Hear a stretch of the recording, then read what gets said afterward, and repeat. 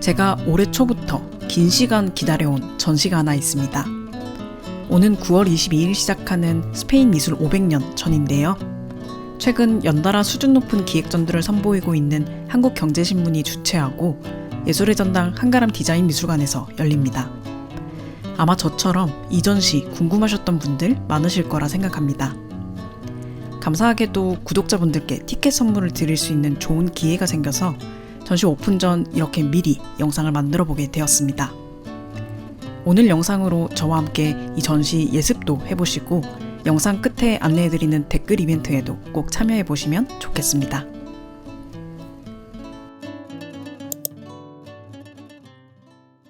이 전시에서 우리가 보게 될 작품들은 미국 뉴욕 히스패닉 소사이어티 박물관 도서관 소장품들입니다.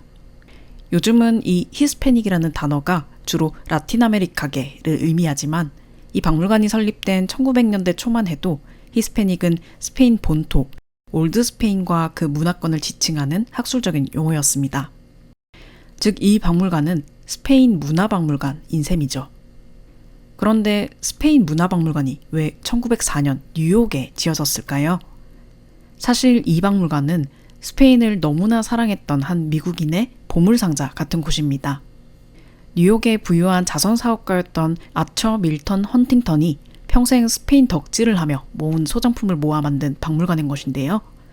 현재 총 50만여 점에 달하는 방대한 예술품과 문헌을 소장하고 있고 그 중에는 벨라스케스, 고야, 소로야 같은 스페인 거장들의 회화도 900점 이상 포함되어 있다고 합니다.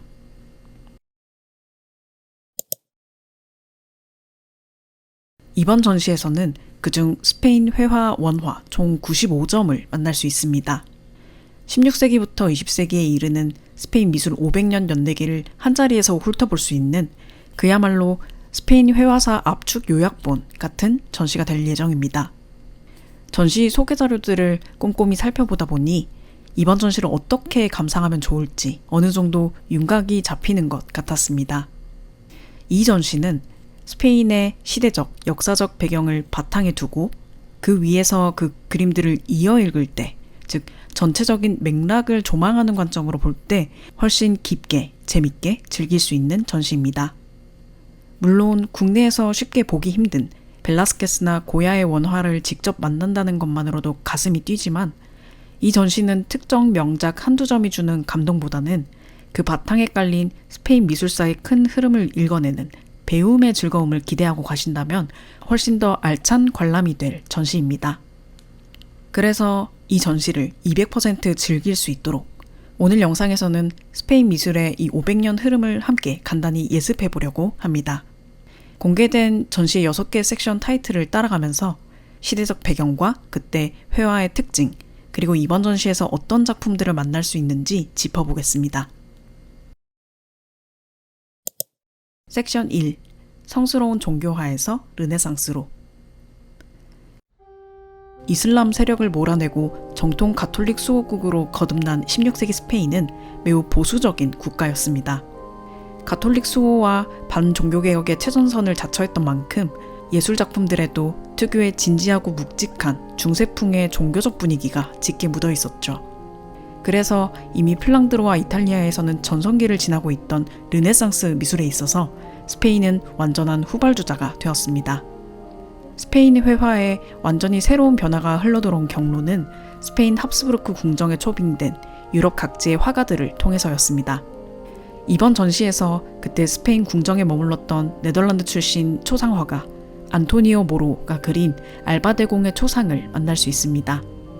알바데공은 스페인 제국에서는 가장 존경받던 명장이자 정치인이었는데 정작 화가인 안토니오 모로의 조국 네덜란드에서는 악명이 높은 인물이었다는 점이 재미있는 비하인드입니다. 스페인 르네상스는 뒤늦게 시작되었다 보니 양식적으로는 곧바로 매너리즘으로 직행했습니다. 이 스타일의 정점을 보여주는 화가가 바로 엘그레코입니다. 르네상스 막바지의 매너리즘 화풍과 강렬하고 영성적인 종교색, 그래서 전시의 첫 번째 섹션을 요약한 핵심작은 아마 엘그레코의 이 성모자화가 되지 않을까 싶습니다.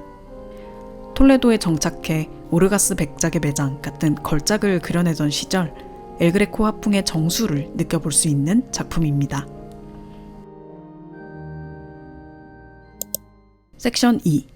스페인 미술 황금기, 벨라스케스와 바로크 회화. 신대륙 개척으로 엄청난 영토와 부를 축적하며 명실상부 유럽 최고의 강국으로 군림했던 스페인 합스부르크 왕가는 17세기에 이르러 그 정점을 찍고 서서히 기울기 시작했습니다. 그러나 문화 예술에 있어서는 17세기에 역사상 가장 화려한 전성기를 누렸습니다.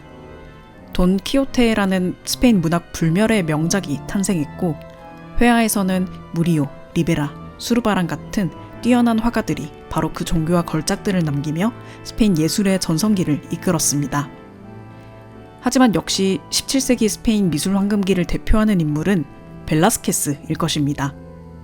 펠리페 4세의 총애를 받으며 통찰과 지성이 담긴 걸작들을 남겼고, 후대 화가들에게 지대한 영향을 미친 화가이죠. 개인적으로는 스페인 역사상 가장 위대한 화가라고 생각합니다.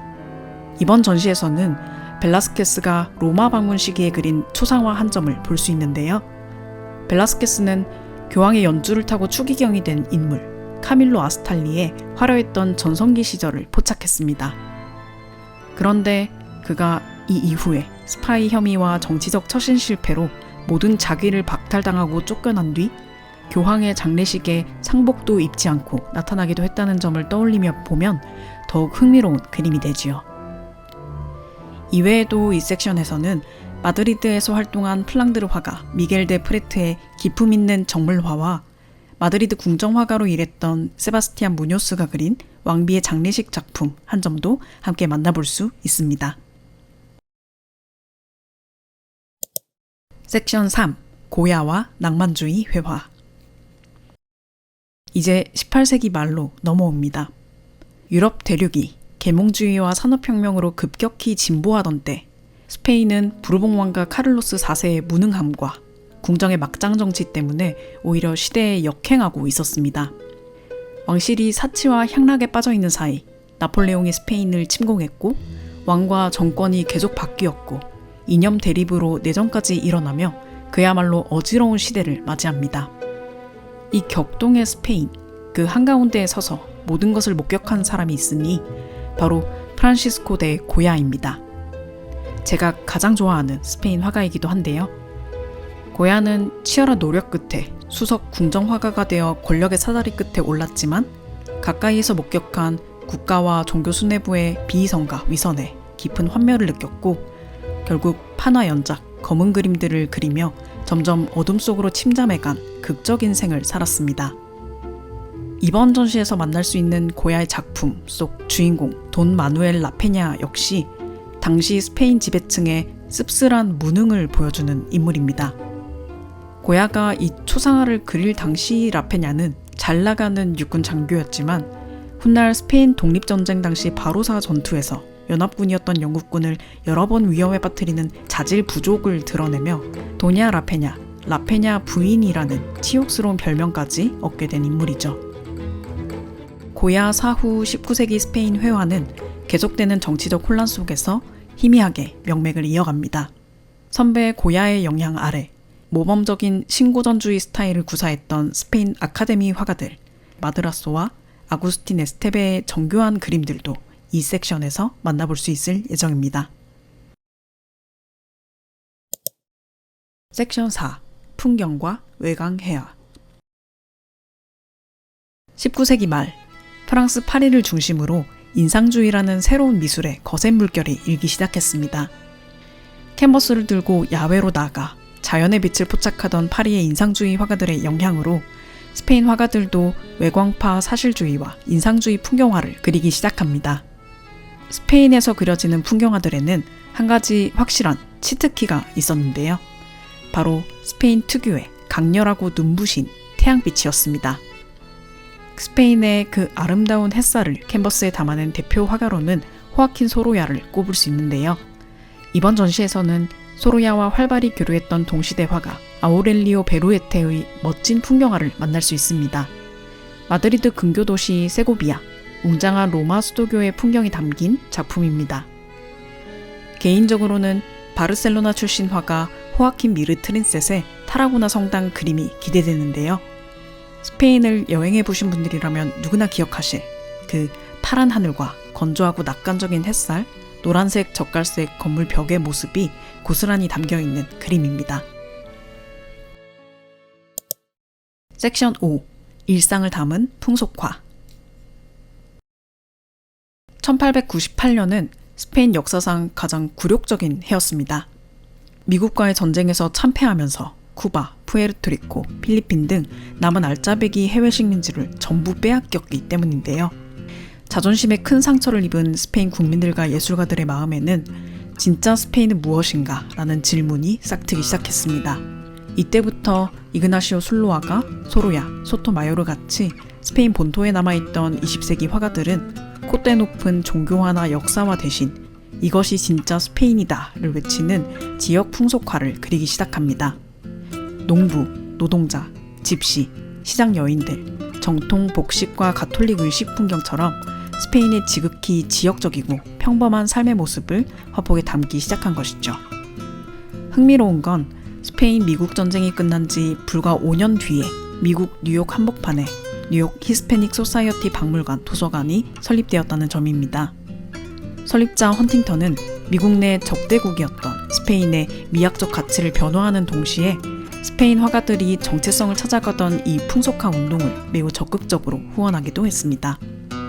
이번 전시 포스터를 장식한 미겔 빌라드리치 빌라의 이 작품 역시 검은 의상, 가톨릭적인 요소들, 민속악기 등 스페인의 지역적 정체성이 가득 담긴 제게는 굉장히 스페인스럽다고 느껴지는 그림입니다. 그 기묘한 느낌이 보시의 그림을 떠올리기도 하는데 전시에서 어서 실물로 확인해보고 싶은 그림 중 하나입니다. 섹션 6. 모더니즘 속 전통과 근대성의 조화. 헌팅턴이 동시대 작가들과 깊이 교류하며 컬렉션을 모았던 만큼 이번 전시도 19세기 말에서 20세기 초 근대 회화의 비중이 높은 것으로 보입니다. 전체 6개 섹션 중 절반인 3개의 섹션이 이 시기를 다루고 있을 정도니까요. 사실 20세기 전반 스페인 미술은 파리 중심의 미술계에서 다소 소외된 변방이었고 이후 프랑코 독재 정권의 탄압까지 겹치면서 불꽃이 잠시 꺼지기도 했습니다. 그렇기에 우리가 이 시기 스페인 그림을 잘 모르는 것은 어쩌면 당연한 일일지도 모릅니다. 하지만 역설적으로 그렇기 때문에 이번 전시에서 만나게 될 20세기 전반 스페인 회화들이 더욱 기대가 되기도 합니다. 낯선 그림들에서 뜻밖의 아름다움을 발견하는 것만큼 즐거운 관람 경험도 없으니까요. 에르메네 힐도 앙글라다 카마라사, 라이문도 데 마드라소 같은 화가들의 그림. 슬쩍만 보아도 흥미롭지 않으신가요? 스페인 여행 중 곳곳에서 눈에 담았었던 그 풍경들, 건물과 창문, 정원과 중정들, 사람들의 옷, 화사한 빛, 강렬한 색채, 화려한 장식들을 그림들 속에서 발견하는 시간을 기다리게 됩니다.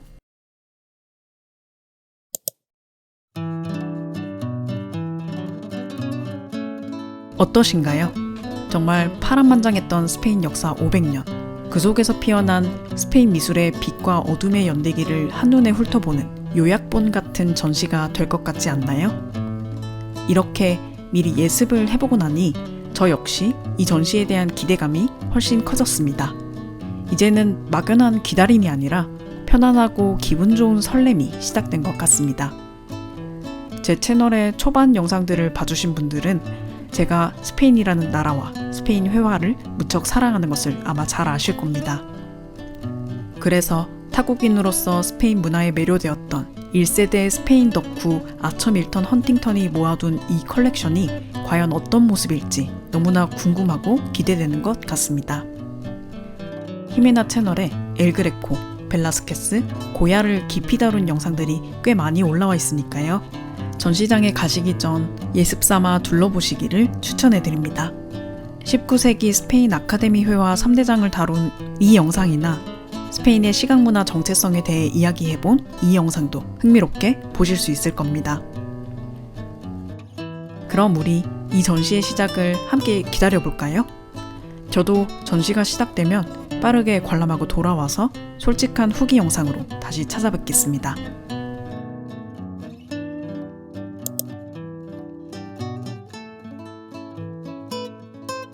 마지막으로 티켓 선물 이벤트를 안내해드립니다. 이 영상의 댓글로 이번 스페인 미술 500년 전시가 기대되는 이유를 자유롭게 남겨주세요. 추첨을 통해 총 5분께 1인 2매의 전시 티켓을 선물로 드립니다. 자세한 일정과 참여 방법은 고정 댓글과 영상 설명란을 확인해주세요. 오늘도 끝까지 함께 해주셔서 감사합니다. 다음 영상에서 만나요.